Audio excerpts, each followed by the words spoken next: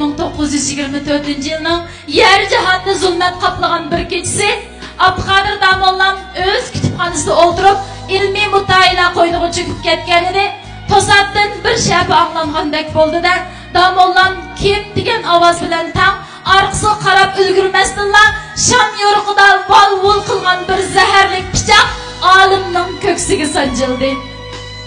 Damollam susqina ingrab o't qashdek gilam ustiga yiqildi.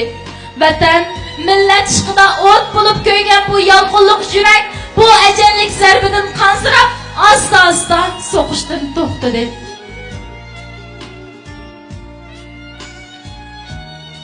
Mana shundoq ulug' olimlarimiz, tövbekor ajdodlarimiz tug'ilib o'sgan bu ona diyorimiz uchun biz nimalarni qila oldik? O'zimizning millat oldidagi, davr oldidagi farzini ham qarzini qanchalik ado qila oldik? Biz qachongacha shundoq nodonlik va jaholat ilkida yashaymiz? Qachongacha mudhish uyqudan uyg'onmay uxlaymiz? Qachongacha o'rinliq, erinchaklik bilan xor zabunlikda yashaymiz?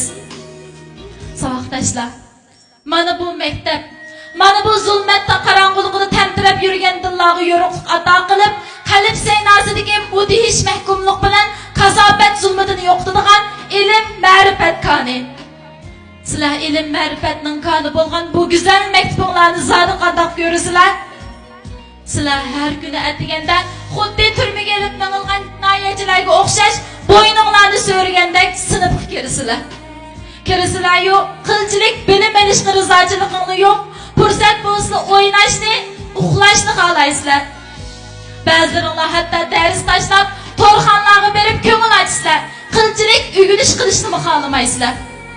Endi shundoq illatga savoqdoshlar, sizlar obdan o'ylab baxtinglarmi? Biz nemandoq nodon, nemandoq go'l, olam bino bo'lgandan tortib, yaratuvchining marhamati, himmati bilan bildirilgan shu ilmlar, koinotning sirlari, tilsimatlari ochib berilgan shu bilimlar so'zlangan kitoblarni nemish qo'qishni xohlamaymiz.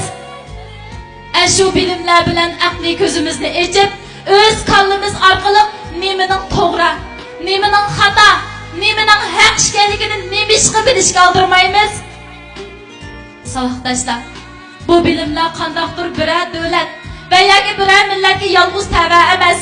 U butun dunyodagi insonlarga o'rtaq mansub bo'lgan, tang bildirilgan eng oliy maishat emasmi? Biz nemishga shu bilimlarni olishni xohlamaymiz? Nemishga bu yo'lda izlanishni va o'zligimizni tepishni xohlamaymiz?